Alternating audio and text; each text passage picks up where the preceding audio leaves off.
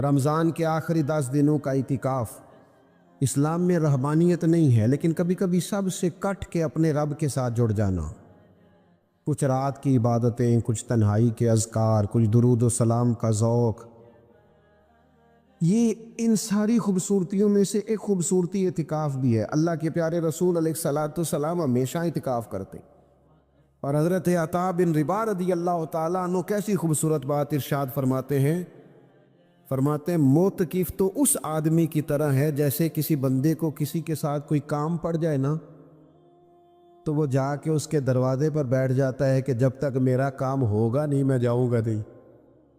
فرماتے ہیں یہ اعتکاف والا بھی آ کے رب کریم کے گھر بیٹھ گیا ہے کہ جب تک تو معاف نہیں کرے گا میں جاؤں گا نہیں، جب تک تو بخشش نہیں کرے گا میں اس دروازے سے ہٹوں گا نہیں۔ حضرت ابن عباس رضی اللہ تعالیٰ عنہ نبی پاک علیہ السلام کے روضہ انور کی طرف اشارہ کر کے کہا کرتے تھے زیادہ دیر نہیں ہوئی، اشارہ کر کے کہتے تھے زیادہ دیر نہیں ہوئی، اس روضہ مبارک میں آرام فرما۔ رسول رحمت علیہ السلام سے میں نے اپنے کانوں سے سنا ہے، اور جب یہ بات ارشاد فرماتے تھے تو روتے بھی تھے۔ فرماتے ہیں میں نے خود نبی پاک علیہ الصلوۃ والسلام سے سنا ہے کہ جو شخص اللہ تعالیٰ کی رضا کے لیے ایک دن کا بھی اعتکاف کرے گا نا، اللہ تبارک و تعالیٰ اس کے اور جہنم کے درمیان 3 خندقوں کی آڑ بنا دے گا، اور فرمایا ان کی مسافت زمین و آسمان سے بھی زیادہ ہوگی۔ یہ 3 خندقیں اتنی بڑی جن کی چوڑائی زمین آسمان سے بھی زیادہ ہوگی، ایک دن اعتکاف کر لے تو اللہ اس بندے کو دوزخ سے اتنا دور فرما دے گا۔ بہت سارے لوگ ہیں جن کو بڑا ٹائم ملتا ہے چھٹیاں گزارنے کے لیے، کبھی کسی سیاحتی مقام پر، کبھی کسی سیاحتی مقام پر، خرچہ بھی مل جاتا ہے، کام بھی ہو جاتا ہے، سارے سلسلے ہی بن جاتے ہیں، بڑی بڑی جگہوں پہ لوگ جا کے ٹائم گزارتے ہیں، تو ایسا نہ ہو کہ 10 دن اللہ کے گھر میں بھی گزارے جائیں۔ علماء نے لکھا ہے کہ کوشش تو کریں ہر سال اعتکاف ہو، نہ ہو سکے تو چلو چند سالوں کے بعد ہو جائے، اور فرماتے ہیں کہ زندگی میں ایک دفعہ تو اس سنت کو ضرور ادا کرنا چاہیے۔ کوئی بندہ ایسا نہ ہو جو محروم رہ جائے، زندگی میں ایک بار صحیح پر اعتکاف کے ساتھ اپنے آپ کو وابستہ ضرور کرے۔ رمضان المبارک کے اندر آخری عشرہ شب قدر کی تلاش کا عشرہ ہے۔ اللہ کے پیارے رسول صلی اللہ تعالیٰ علیہ وسلم ان 10 دنوں میں خود بھی عبادت کرتے تھے اور گھر والوں کو بھی جگایا کرتے تھے، اور اپنے اہل خانہ کو تاکید فرماتے تھے کہ اٹھو اٹھو، آگے بڑھو، یہ آرام کرنے کے دن نہیں ہیں۔ ہمارے ہاں یہ ہوتا ہے کہ وہ جو آخری 10 دن زیادہ عبادت کے تھے، شب قدر کی تلاش کے تھے، وہ آخری 10 دن سارے بازار میں گزر جاتے، کپڑے سلوائے جا رہے ہیں، کپڑے خریدے جا رہے ہیں، جوتے خریدے جا رہے ہیں، واپس کیے جا رہے ہیں، دوبارہ لیے جا رہے ہیں، سفر ہو رہا ہے، آنا جانا ہو رہا ہے، عیدیاں بٹ رہی ہیں۔ تو یہ سارے کام جو آخری عشرے میں کرنے ہیں، جو زیادہ عبادت کے دن تھے، وہ سارے کام تو رمضان سے بھی پہلے کر لینے چاہیے۔ کپڑے رمضان سے پہلے خریدے جائیں، پہلے سلوا لیے جائیں، جوتے پہلے لے لیے جائیں، ضرورت کے کام پہلے کر لیے جائیں، جہاں آپ کو جو بانٹنا ہے وہ رمضان سے پہلے کریں۔ وہ مفت کی اپنے دل کو مطمئن کرنا کہ اب میرے پاس یہ بڑے میں خیر کا کام کرنے نکلا ہوا ہوں، میں عیدی بانٹنے جا رہا ہوں، یہ پہلے بانٹنے تھے۔ یہ عجیب بات ہے کہ جو زیادہ وقت مسجد میں گزارنے کا ٹائم تھا وہ سارا ہم نے ضائع کر دیا، وہ ادھر ادھر بازاروں کی نظر ہو گیا، میل ملاپ کی نظر ہو گیا۔ تو اگر چیزوں کو مرتب کیا جائے، میں تو دوستوں سے کہا کرتا ہوں زکوٰۃ کا حساب، صدقات کا حساب، صدقات فطر کا حساب، جتنے بھی روٹین کے کام ہیں اس کو کوشش کریں رمضان شریف سے پہلے آپ ترتیب دیں، آپ ان چیزوں کو پہلے سے مرتب کریں تاکہ وہ بہترین ہو جائیں۔ ہم تو اس دین کے ماننے والے ہیں جہاں نیت کرو تو اجر شروع ہو جاتا ہے۔ آپ رمضان کی نیت سے جو آج خرچ کریں گے اس کو اللہ تعالیٰ رمضان کے ثواب کے برابر ہی اجر عطا فرمائے گا۔ لیکن وہ ہم نا کچھ لوگ بڑا ایک صاحب مجھ سے کہنے لگے جی میں نے سنا ہے صدقہ فطر آخری عشرے میں ہی دینا چاہیے۔ میں نے کہا آپ کا پروگرام تب دینے کا، اسی لیے آپ نے یہ گھڑا کر کے سن لیا، ذرا اس کو آپ نے زیادہ غور سے سن لیا ہے آپ؟ جب ضرورت محسوس کریں، جب آپ سمجھیں کہ کسی کو ضرورت ہے، ضرورت کے وقت وہ چیز کام نہ آئی تو پھر کب جا کے کام آئی؟ تو میری آپ سے یہ اپیل رہے گی کہ پہلے سے چیزوں کو مرتب کریں، معاملات کو پہلے سے طے کریں۔ وہ لوگ بڑے اچھے ہوتے ہیں جو وقت پر منصوبہ بندی کرتے ہیں، جو چیزوں کو ٹائم پہ مرتب کرتے ہیں۔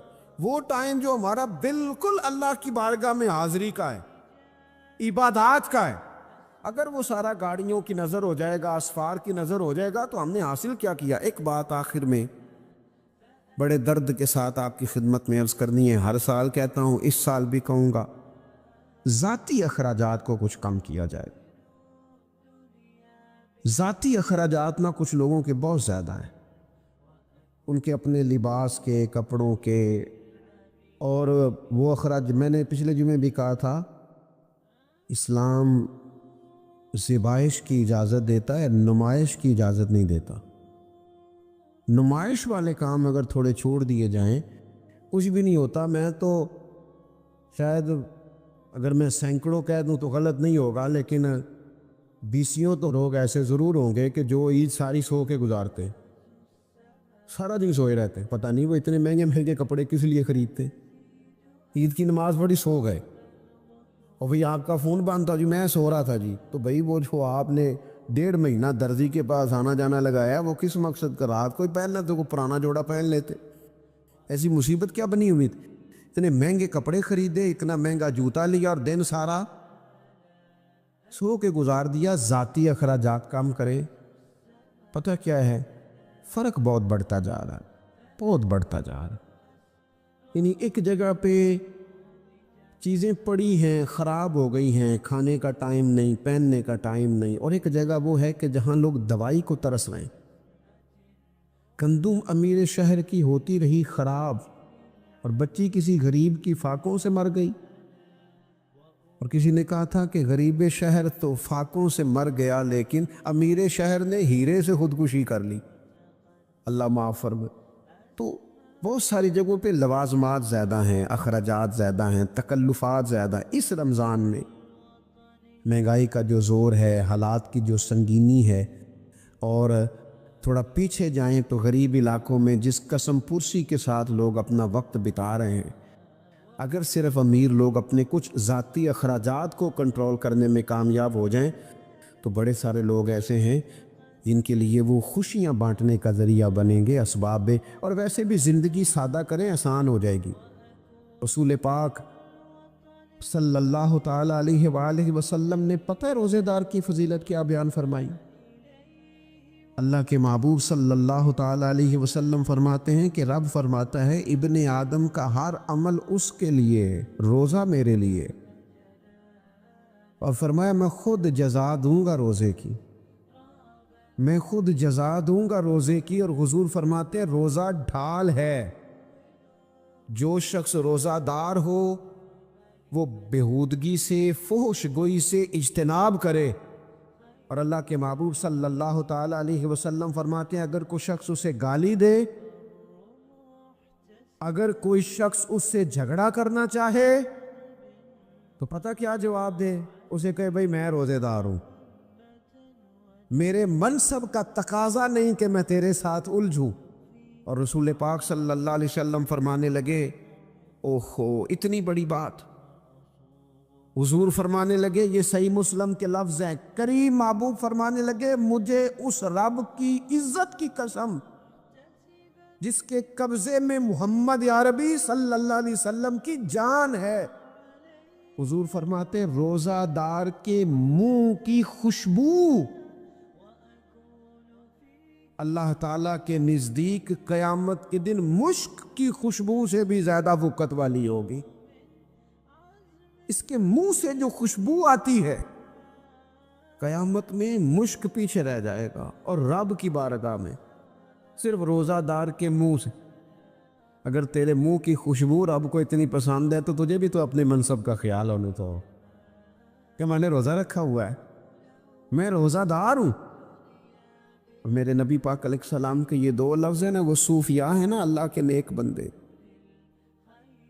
جو ساری زندگی تڑپتے رہے کہ کبھی اے حقیقت منتظر نظر آنا لباس مجاز میں، کبھی مالک ایک دفعہ کبھی تیرا جلوہ ملے، کبھی اے حقیقت منتظر نظر آنا لباس مجاز میں، لاکھوں سجدے تڑپ رہے ہیں میری جبین نیاز میں، اور جو ساری زندگی کہتے رہے کہ ہم تو عمر دراز مانگ کے لائے تھے 4 دن، 2 آرزو میں کٹ گئے 2 انتظار میں، یہ دیکھو انہیں انعام ملنے لگا ہے۔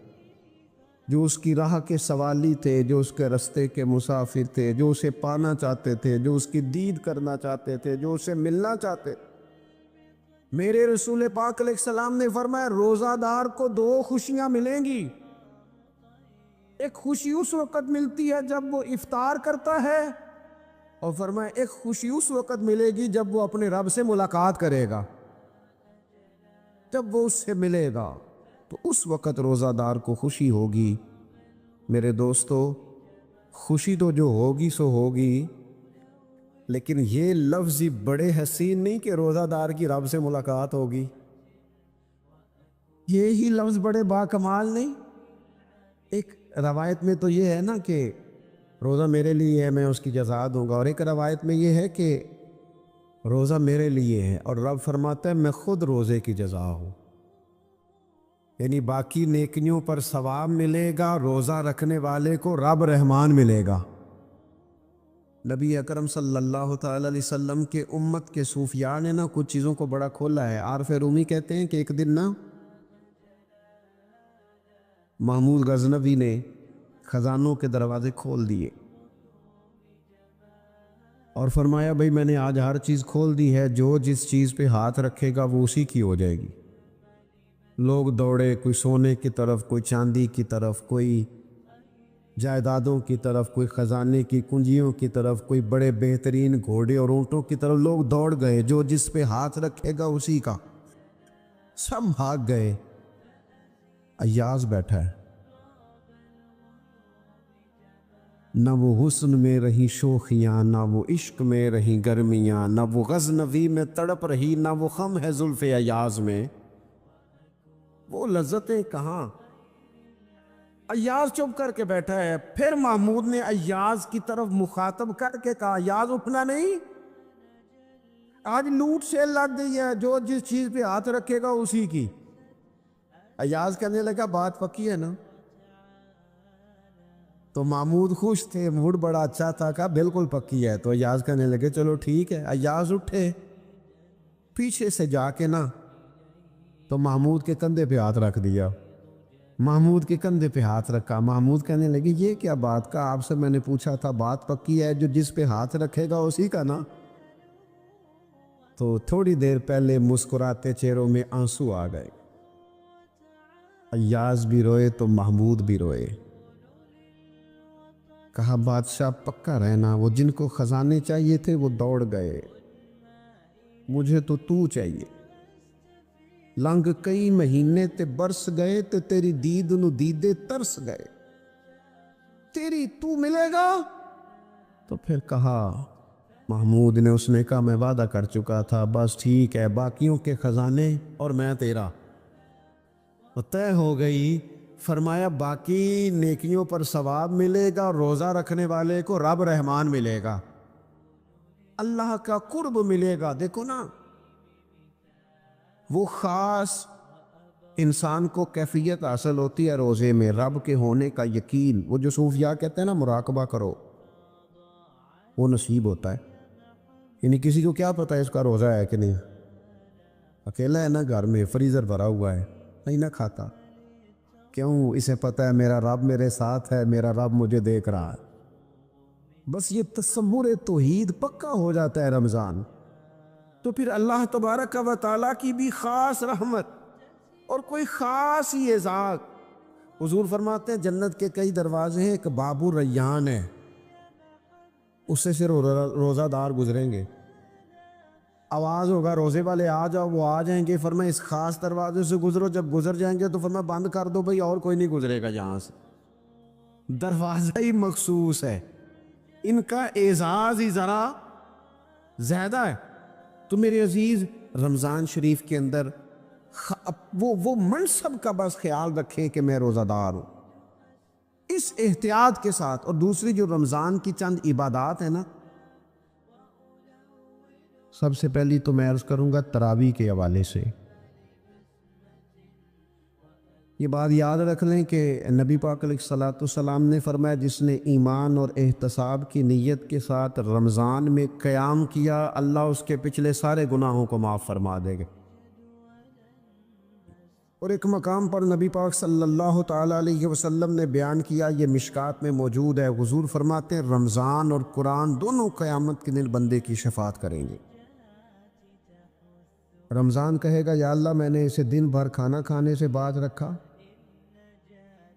اور تیری بارگاہ کے حکم کے مطابق اس نے اپنے آپ کو ان چیزوں سے بچا کے رکھا. اور قرآن کہے گا مالک رات میں نے اسے نیند سے روکے رکھا. کیا مطلب؟ اس نے کھڑے ہو کے عبادت کی. اگرچہ اس سے مراد شارحین حدیث نے تراویح بھی لیا ہے، تہجد کی نماز بھی لیا ہے، صلاۃ اللیل بھی لی ہے، لیکن میرے عزیز یہ خاص ربط ہے قرآن مجید کے ساتھ تراویح کا. مسنون ہے رمضان کی راتوں میں قرآن مجید اور تراویح کا پڑھنا. اگر تھوڑی سی نا طبیعت میں صرف تبدیلی پیدا کی جائے، میں نے دیکھا ہے کہ جو لوگ کہتے ہیں نا میرا وقت بڑا قیمتی ہے، بڑی ساری جگہوں پہ آپ کو بیٹھنا پڑتا ہے، بیٹھیں آپ 2 گھنٹے بیٹھے 3 گھنٹے بیٹھے. میں نے دیکھا ہے لوگ جاتے ہیں کسی دفتر میں تو رات کو ہی چلے جاتے ہیں، اس علاقے میں کھڑے ہیں، پاسپورٹ کے دفتر کھڑے ہیں، شناختی کارڈ کے دفتر کھڑے ہیں، امیگریشن کی لائنوں میں کھڑے. کچھ ذہن تو بنائیں کہ میں نے رات کھڑے رہنا ہے اور اپنے رب کی عبادت کرنی. تراویح کو ذرا ذوق سے آپ اگر تھوڑا ارادہ کر لیں گے نا، یعنی کوئی ایسا مشکل کام نہیں. میری تو رائے یہ ہے کہ پہلے 3-4 دن ذرا جم کے ذہن بنائیں اور تھوڑا سا نا روٹین کو بدلنے کی کوشش نہ کرے. جس امام صاحب کے پیچھے تراویح شروع کرے کوشش کریں ساری وہیں پڑھیں. روٹین بدلنے سے بھی سستی آتی ہے. ایک دن یہاں گئے 2 دن وہاں گئے، تو یہ روٹین بدلنے سے بھی بعض اوقات سستی آتی ہے. کوشش کریں ایک جگہ پہ قرآن شریف سننا شروع کریں اور پھر پورا قرآن مجید وہیں پہ سنیں.